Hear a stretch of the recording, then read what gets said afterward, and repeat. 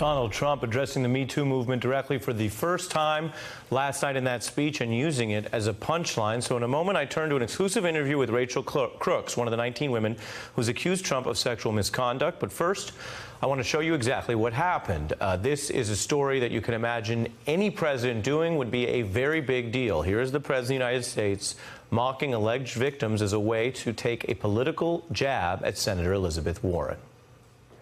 In the middle of the debate, when she proclaims that she's of Indian heritage, we will take that little kit and say, but we have to do it gently.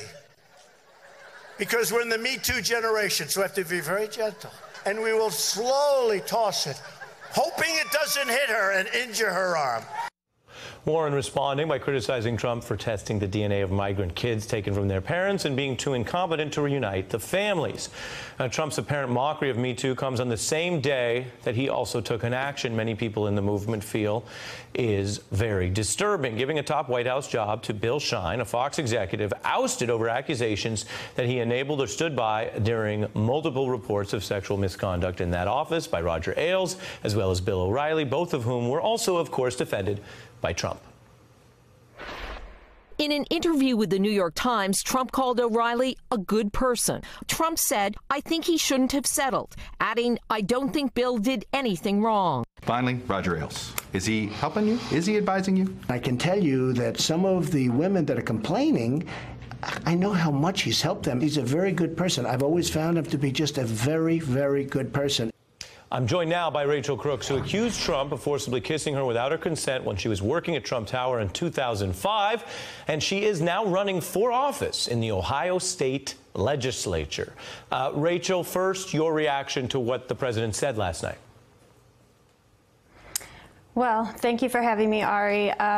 You know, of course, nothing that President Trump says anymore shocks me, but I think it's truly despicable, you know, that he would mock the Me Too movement and, of course, say many of the other egregious things that he made comments about. But yeah, nothing shocks me. He, of course, would make fun of it. He hasn't been held accountable for his own actions, so he would make light of the Me Too movement. That makes perfect sense to me.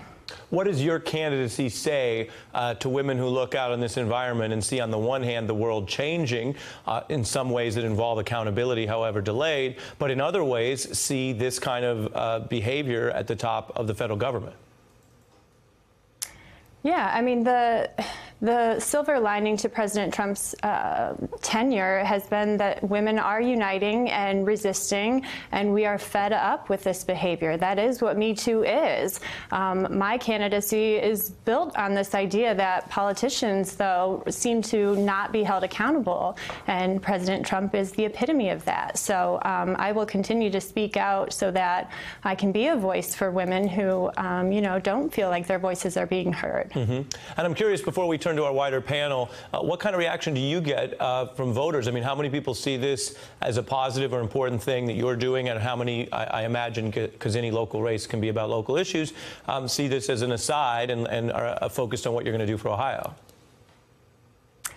Yeah, mostly locally. Everyone is very focused on what I can do for the district. But of course, I think nationally, people are very engaged and encouraged by my candidacy because, you know, it is in direct response in some ways to the Me Too movement and President Trump being in office and not being held accountable for his actions. And it continues. And the Republicans who are sort of letting him go and not holding him accountable, I think, are complicit in these actions. And I hope in November that America votes them out. Hey, I'm Ari Melber from MSNBC. You can see more of our videos right here, or better yet, subscribe to our YouTube channel below.